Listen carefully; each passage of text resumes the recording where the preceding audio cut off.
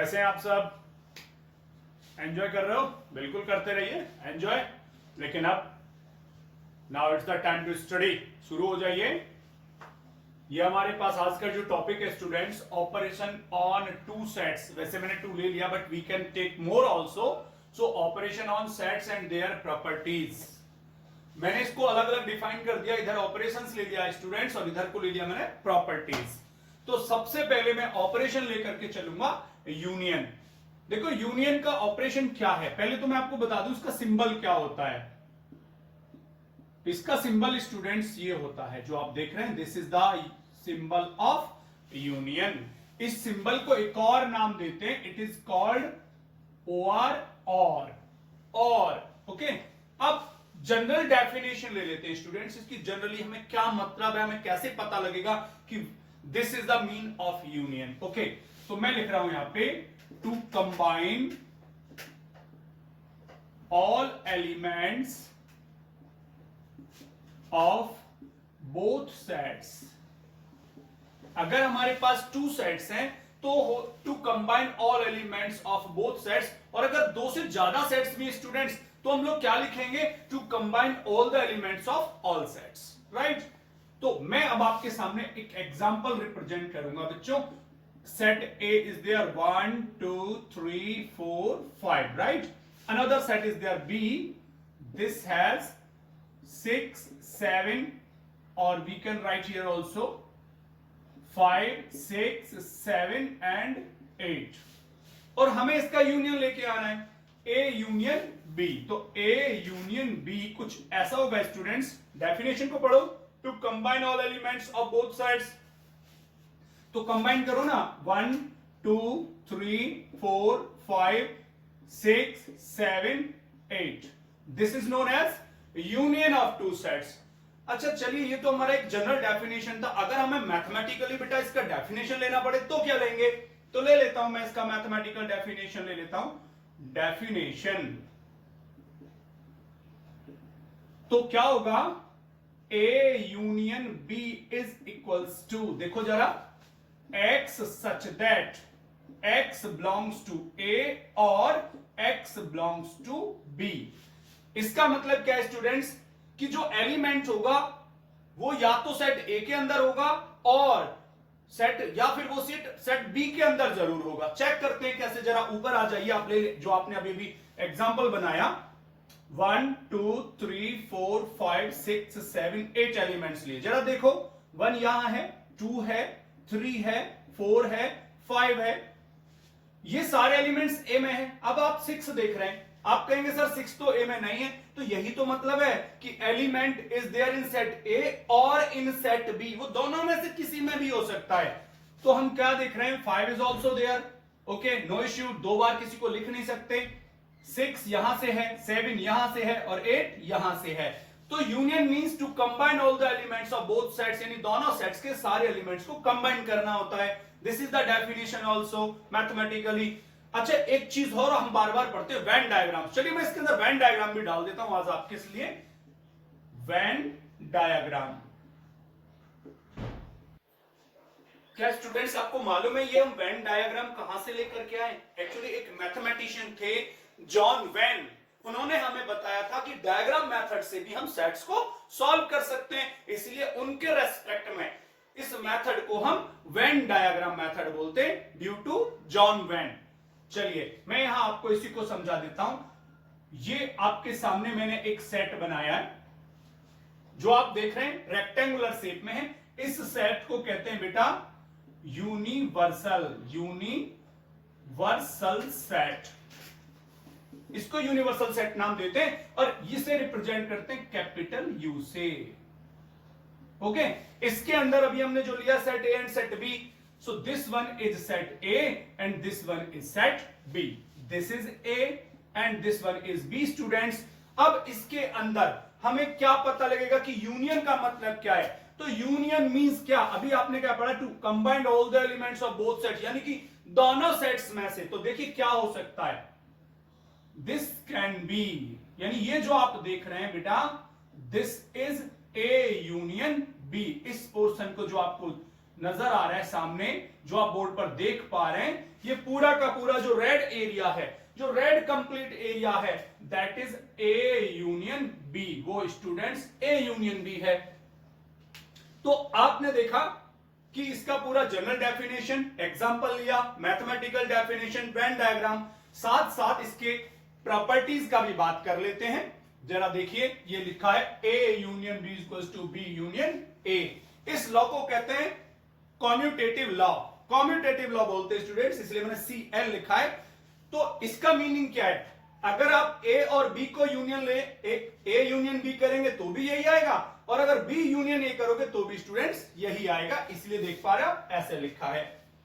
एक और हमारे पास लॉ है, लेकिन ये चलता है कम से कम 3 सेट्स के अंदर। आप देख रहे हैं A union B union C is equals to A union B union C. इसको कहते हैं एसोसिएटिव लॉ। मैं इसका आपको एक एग्जांपल दिखाता हूं एसोसिएटिव लॉ का। देखिए जरा, ए बी यही है, एक और मैंने बेटा तीसरा सेट ले लिया। दिस इज 9, सॉरी ये मैंने ले लिया 8,9। ओके, तो इसमें आपका LHS पोर्शन ले लीजिए। This is A union B union C. तो ये तो पहले से आपके पास अवेलेबल है बच्चों, देखो ये रहा, this is already with you, here it is. तो इसको तो हम इसी से ले लेंगे, यूनियन सी, यानी सी के एलिमेंट्स और मिक्स कर दो, तो इसका रिजल्ट आएगा, ये ले लो सारे एलिमेंट्स 1 से लेकर 8 तक। 1 2 3 4 5 6 7 8, और इसके अंदर से कौन बच गया? 9। LHS में आपने क्या देखा? 1 से लेकर 9 तक एलिमेंट्स आ गए स्टूडेंट्स। अब मैं इसका RHS भी ले लेता हूं। What is that? A union B union C. मतलब पहले बी यूनियन सी आपको फाइंड आउट करना पड़ेगा। चलो करते हैं, पहले बी यूनियन सी लेते हैं इसके पहले। तो बी यूनियन सी का मतलब है to combine all the elements of B and C. Elements in B are 5 6 7 8 and here is 8 9, so this will be 5 6 7 8 9। अब क्या करना है? इसका यूनियन ए के साथ लेना है, A union B union C. Means this one is set A and this is B union C. दोनों को मिक्सअप कर दो। 1 2 3 4 5, 1 2 3 4 5, यहां से 6 7 8 एंड 9। अब जरा LHS और RHS को देख लो। 1 2 3 4 5 6 7 8 9, 1 2 3 4 5 6 7 8 9। इसका मतलब क्या है कि इसका जो LHS है इक्वल्स टू RHS। इसका मतलब ये लॉ आपका प्रूव हो जाता है स्टूडेंट। से थर्ड लॉ जो आप देख रहे हैं, ए यूनियन फाइव। फाइव कैसा सेट है? Empty set. A union phi equals to A, क्योंकि यूनियन मींस क्या होता है? All the elements.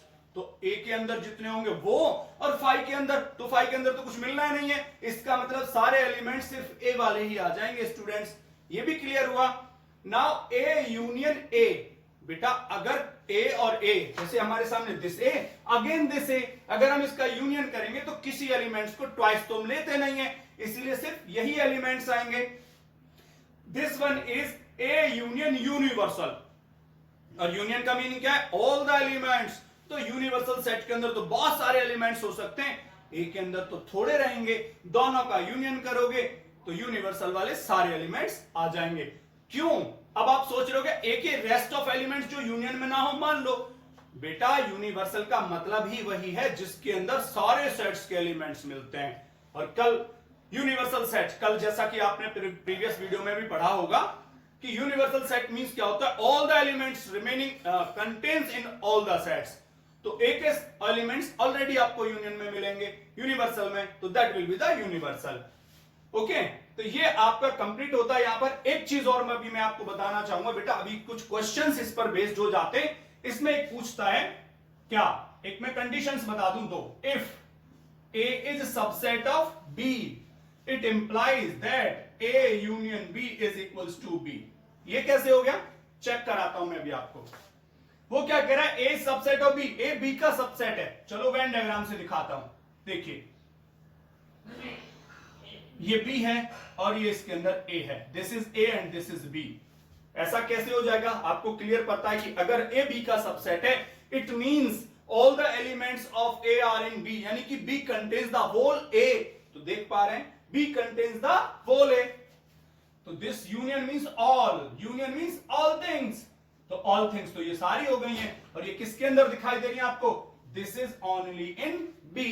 तो it means if A subset of B implies A union B equals to B. इसका एक और पार्ट बन जाता है सिमिलर स्टूडेंट्स, क्या? If B subset of A, same चीज, it implies that A union B is equals to A. Same इसी की तरह से कंडीशन होने वाली है।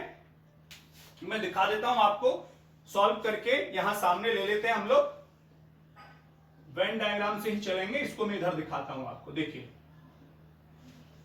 बी सबसेट ऑफ ए, इसका मतलब क्या होता है कि ए कंटेन्स बी, यानी जो ए बी है वो ए के अंदर आने वाला है। So this one is A and और दिस वन इज बी, यानी ए के बी जो होगा वो ए के अंदर चला जाएगा। ठीक है, तो क्या होगा? Union, union means all, all, ये ऑल किस में नजर आ रहा है आपको? ए में नजर आ रहा है, तो that's why it is a. ठीक है स्टूडेंट्स, ये पूरा यूनियन मैंने कवर अप किया है, देखिए इसको, दैट्स इट। ओके स्टूडेंट्स, अब ले लेते हैं इसकी दूसरा ऑपरेशन, इंटरसेक्शन। देखिए इंटरसेक्शन का जो सिंबल देख रहे हैं, दिस इज द इंटरसेक्शन। इसको एंड कहते हैं, जैसे उसको यूनियन को और कहते हैं, इंटरसेक्शन को एंड कहते हैं, और इसका मतलब होता है कॉमन। कॉमन, जितने भी सेट्स का अगर हमें इंटरसेक्शन लेना है उसका मतलब है कॉमन एलिमेंट्स को सेलेक्ट करना होता है। तो अब मैं यहां लिखने वाला हूं to general definition, collect common elements of both sets, यानी जो दो सेट आपको स्टूडेंट्स दिए जाएंगे, जितने भी सेट्स आपको दिए जाएंगे, केवल उनके कॉमन एलिमेंट्स को कलेक्ट करना है, that is known as intersection. मैं ले लेता हूं यहां पर एग्जांपल आपके लिए, set A 1 2 3 4, set B 2 4 6, then A intersection B, only common elements will be there। ढूंढो कॉमन एलिमेंट्स कौन कौन है। एक तो आपको 2 नजर आ रहा है, गुड, दूसरा आपको 4 नजर आ रहा है, यस। तो इसको हम क्या कहते हैं? A intersection B, this is the common part. इसी को अगर हम डिफाइन करना चाहें मैथमेटिकली तो कैसे लिखेंगे? इसका definition, definition A intersection B is equals to, क्या दिखा आपको स्टूडेंट्स? आपको दिखा कि ये जो 2 एंड 4 वो A के अंदर भी है एंड B के अंदर भी है। तो मैं ये लिखने वाला हूं X belongs to A and X belongs to B। जो दोनों के अंदर एलिमेंट आएगा that is called intersection, that is called common. जो कॉमन एलिमेंट्स होते हैं उनका सेट हम बोलते हैं इंटरसेक्शन, राइट। इसको अगर हम वेन डायग्राम से देखें स्टूडेंट्स तो कुछ ऐसा नजर आएगा, देखिए this one is universal set, you know it very well। this is A, this is B, ये A सेट है, ये B सेट है स्टूडेंट्स। तो हम उन्होंने क्या कहा है? Common portion is required. तो मैं क्या कर देता हूं, मैं यहां पर पहले A को कर देता हूं दिस वे, ये A हो गया आपके लिए, और इसके बाद में B को भी कर देता हूं इसी तरह से। अगर मैं B करूंगा तो ये आपका B हो गया। हमें करना क्या था स्टूडेंट्स? हमें सर्च करना था कॉमन पोर्शन। तो आप ध्यान से देखो, कॉमन का मतलब है यहां पर देखिए, अगर आप कहते हो सेट ए ब्लैक है और सेट बी रेड है तो कॉमन पोर्शन आपको दिखाई दे रहा होगा यहां पर, this is the common portion, this one is known as common. और इसको हम क्या बोलते हैं students? This is known as A intersection B. ये वेन डायग्राम से भी वही चीज हमें नजर आती है। अब बात कर लेते हैं इसकी प्रॉपर्टीज की स्टूडेंट्स। पहली हम देख रहे हैं A intersection B equals to B intersection A, बिल्कुल इसको कम्यूटेटिव लॉ बोलते हैं। और दूसरे वाला A intersection B intersection C equals to A intersection B intersection C, इसको बोलते हैं एसोसिएटिव लॉ। इसको हम चाहे तो प्रूव करके देख सकते हैं। A और B हमारे पास है, एक छोटा सा सेट मैं C और ले लेता हूं यहां पर, देखना क्या है students, that is 2,6। Suppose check कर लेते हैं। तो आपको चाहिए ये वाला लॉ अगर हम लेते हैं तो पहला आप LHS ले लो इसका, A intersection B intersection C. तो पहले आप इसको फाइंड आउट कर लो, किसको? ए इंटरसेक्शन बी को, जो कि पहले से आपके पास अवेलेबल है स्टूडेंट्स। What is that? आपके पास पहले से है 2,4। यस। अब इसका इंटरसेक्शन किसके साथ लेना है? सी के साथ लेना है। गो टू सी। अब चेक करो इसमें और सी, इसमें कौन कॉमन है? देख पा रहे हैं? Yes, this is the common to both. ये नंबर कॉमन आ रहा है, तो आप लिखने वाले हैं A intersection B intersection C is equals to 2। Yes. Now proceed to RHS also. RHS में क्या देख पा रहे हैं? This one is to us A intersection B intersection C. पहले ब्रैकेट वाला पोर्शन सॉल्व कर लो। B intersection C will be, B and C में कॉमन ढूंढो students. This is B and this is C. 2 4 6 2 6। so what is common? 2 and 6 common, so we will take 2 and 6। अब a intersection b intersection c लेना है। जब a intersection b intersection c लेना है बच्चों, तो b इंटरसेक्शन c ऑलरेडी आपके पास आ गया, ठीक है।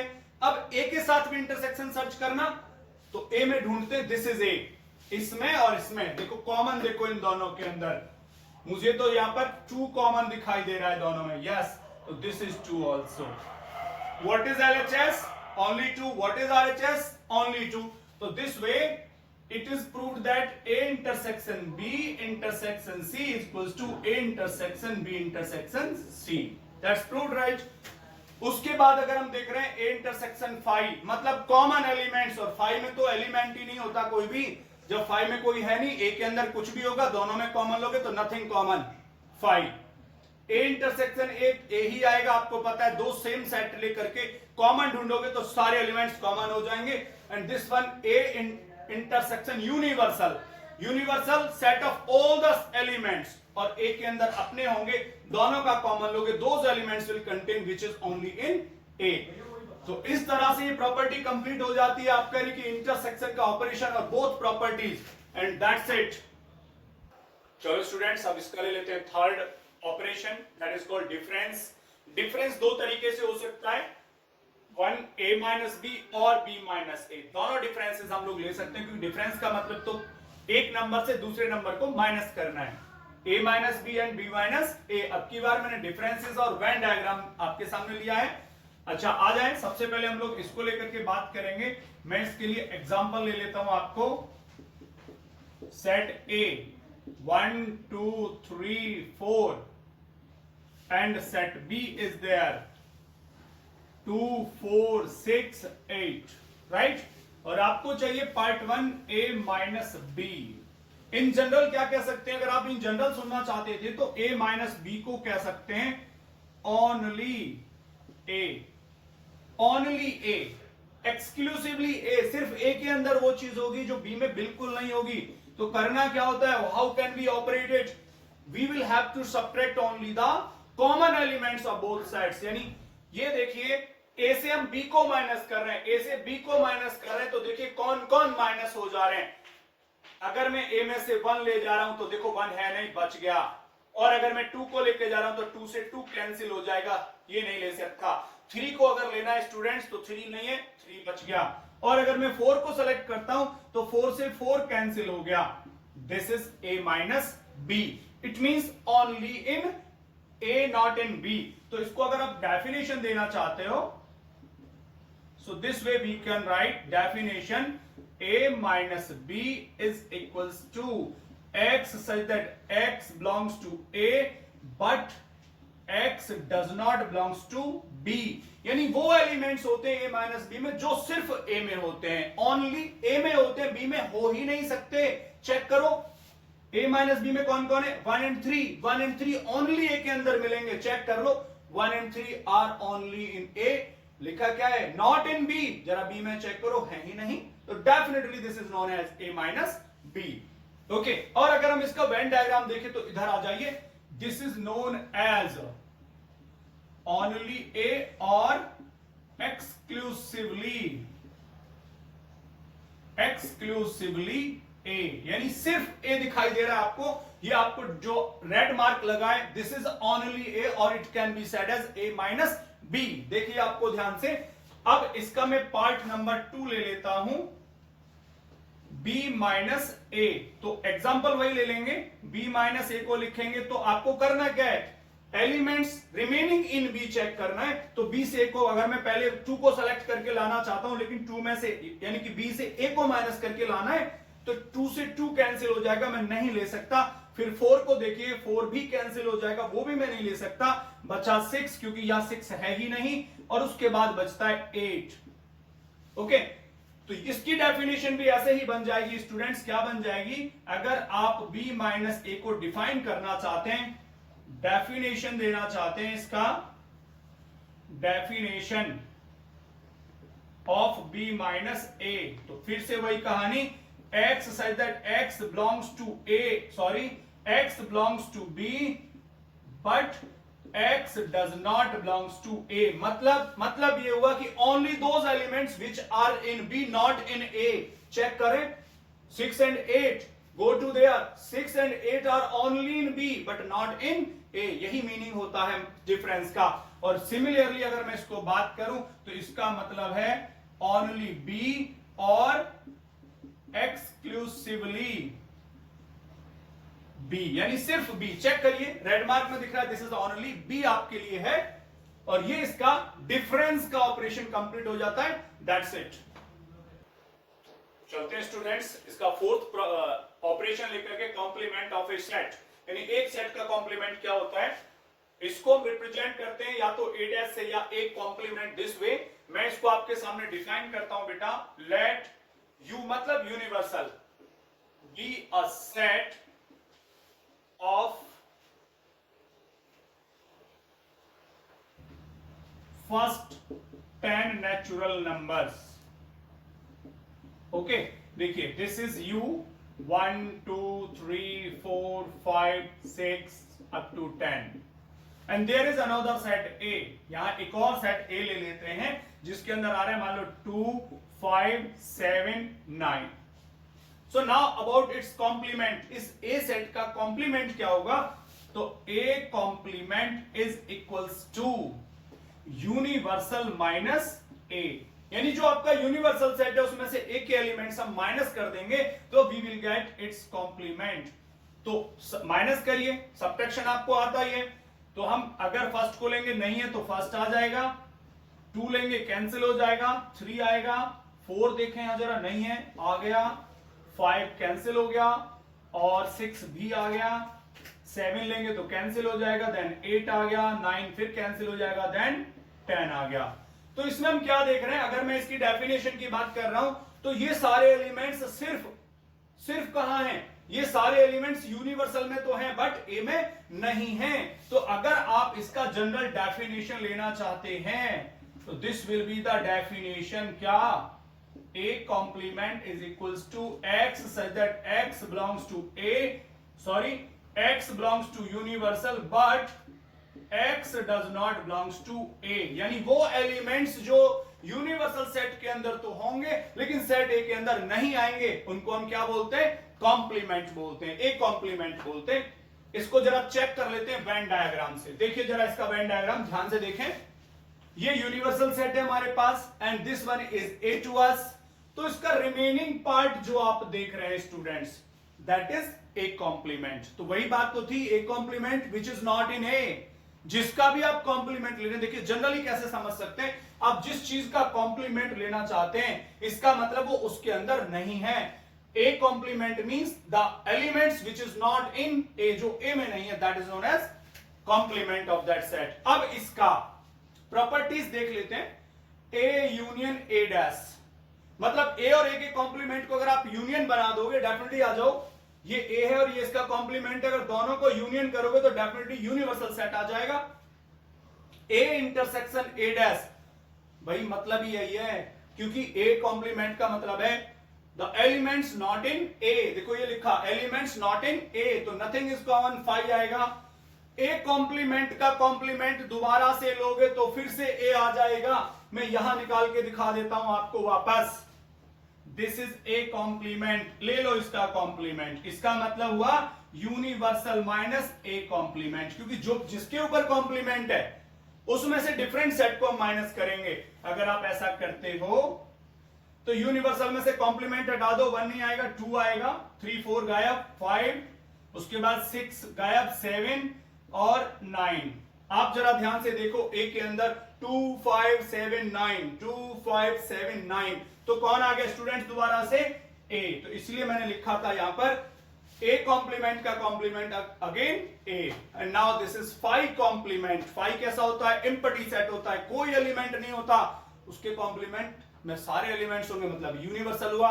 और यूनिवर्सल का कॉम्प्लीमेंट मतलब कोई एलिमेंट बचता ही नहीं है जो यूनिवर्सल के बाहर जा सके, इसलिए 5 हो गया। तो इस तरह से ये कॉम्प्लीमेंट ऑफ सेट का डेफिनेशन आपके लिए कंप्लीट होता है स्टूडेंट्स, दैट्स इट। चलिए स्टूडेंट्स, हमारे यहां पर एक लॉ और है, डी मॉर्गन्स लॉज। यहाँ पे 2 हैं और इनको मैं कह सकता हूं दीज आर मोस्ट वांटेड, बहुत बहुत इंपॉर्टेंट लॉज होते हैं, इस पर क्वेश्चन जरूर आता है, not in 11th but in further classes also, competitions में भी इस पर बहुत क्वेश्चंस पूछे जाते हैं। तो मैं आपको एक्सप्लेन करता हूं।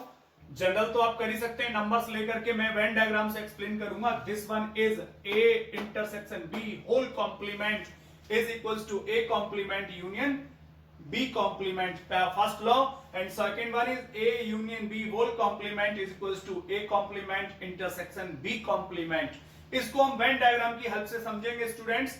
तो सबसे पहले मैंने ए इंटरसेक्शन बी कॉम्प्लीमेंट को लिया है, और ए इंटरसेक्शन बी कॉम्प्लीमेंट का मीनिंग मैंने आपको थोड़ी देर पहले भी बोला था, the things which is not in this, यानी वो चीजें, वो एरिया, वो पोर्शन जो ए इंटरसेक्शन बी में नहीं शामिल है, remaining of A intersection B. तो आप अगर ध्यान से देख रहे हैं स्टूडेंट्स, तो this is A intersection B, तो ये नहीं होना चाहिए, बस रिमेनिंग पार्ट ऑफ दिस। तो इसका रिमेनिंग पार्ट क्या हो जाएगा, ये सारा पार्ट इसका रिमेनिंग होगा students, this is the remaining part, right. देख लीजिए ध्यान से, it is the remaining part of A intersection B. A intersection B का जो रिमेनिंग पार्ट है वो ये है, और ये यही कह रहा है ए इंटरसेक्शन बी का remaining part, complement means remaining part of this portion. जिसके ऊपर कॉम्प्लीमेंट लगा हो, जिसका कॉम्प्लीमेंट चाहिए उसको छोड़ दो, बस बाकी सारा उसके अंदर इन्वॉल्व होता है। So this one is remaining portion only, right, this is the remaining portion, ठीक है। इसके बाद इसका इक्वल कौन लिखा हुआ, उसने कहा इक्वल में आता है A complement union B complement. Check करते हैं, A complement, this one is A को छोड़ दो, बस ए को छोड़ देते हैं, चलिए सारा शेड कर देते हैं, ए को छोड़ के सब शेड करते हैं। दिस वन मैंने ए को छोड़ा है, सिर्फ सबको शेड किया। उसने कहा ए छोड़ दो, फर्स्ट ऑफ ऑल में ए कॉम्प्लीमेंट यू। अब उसके बाद कह रहा है बी कॉम्प्लीमेंट, बी का कॉम्प्लीमेंट, बी का है, दिस इज बी, बी का कॉम्प्लीमेंट मतलब बी को छोड़ दो, पूरा बी को छोड़ देते हैं और उसके बाद शेड कर लेते हैं। तो उसके बाद अगर आप शेड करोगे तो कैसा आ जाएगा, सपोज ये आ जाएगा।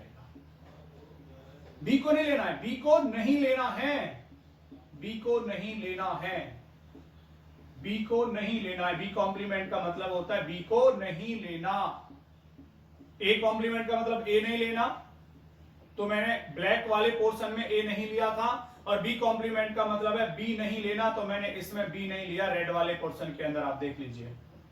ओके, तो ध्यान से आप जरा देखें, पहले केस में बोला था कि ए नहीं लेना, दूसरे में बोला है बी नहीं लेना, और यूनियन का मतलब the all portion, the whole thing. Union का मतलब है जो ए कॉम्प्लीमेंट है वो भी और जो बी कॉम्प्लीमेंट है वो भी, पूरा का पूरा कंपाइल कर दो, एक जगह बना दो। तो आप जरा ध्यान दो, ए कॉम्प्लीमेंट का मतलब है ब्लैक पोर्शन और बी कॉम्प्लीमेंट का मतलब है रेड पोर्शन। तो बचा कितना आपको स्टूडेंट्स नजर आ रहा होगा, सिर्फ यही तो रिमेनिंग है, बस यही तो बच गया, बाकी तो सारा यूज्ड है। सिमिलरली इधर भी तो वैसा ही हो रहा है स्टूडेंट्स, आप ध्यान से देख लीजिए। ए इंटरसेक्शन बी का कॉम्प्लीमेंट जो मैंने शेड किया हुआ है रेड पूरा, और इसके अंदर है कि एक A complement union B complement, तो दोनों में सिर्फ इतना पोर्शन बचता है, तो इससे ये दोनों इक्वल हो जाते हैं और ये वेन डायग्राम से प्रूव हो जाता है। सेम केस हमारा इधर आ जाता है, इसको फिर से हम ले लेंगे। अब की बार बोल रहे हैं A union B whole complement, यानी कि ए यूनियन बी को छोड़ दो, पूरे को ए और बी को छोड़ देते हैं। चलो मैंने ए यूनियन बी मतलब है कंप्लीटली ए और बी को छोड़ दिया। A union B complement means ना ए ना बी, यानी ए और बी का कुछ भी हिस्सा नहीं लेना। ठीक है, मैंने ले लिया। इधर आ जाओ, ए का कॉम्प्लीमेंट, ए का कॉम्प्लीमेंट मतलब ए को छोड़ दो बस, छोड़ दिया जी, लो मैंने छोड़ दिया, ए को छोड़ दिया बस, ठीक है। उसके बाद वो कह रहा है बी का कॉम्प्लीमेंट, यानी बी को भी छोड़ दो। अब की बार बी छोड़ देता हूं, बी छोड़ देता हूं मैं, तो कौन सेड हो जाएगा, ये सेड हो जाएगा। अगर मैं बी छोड़ देता हूं तो ये सेड होने वाला है, बी को छोड़ दिया स्टूडेंट्स मैंने, ये देखिए बी कॉम्प्लीमेंट मतलब नॉट इन बी।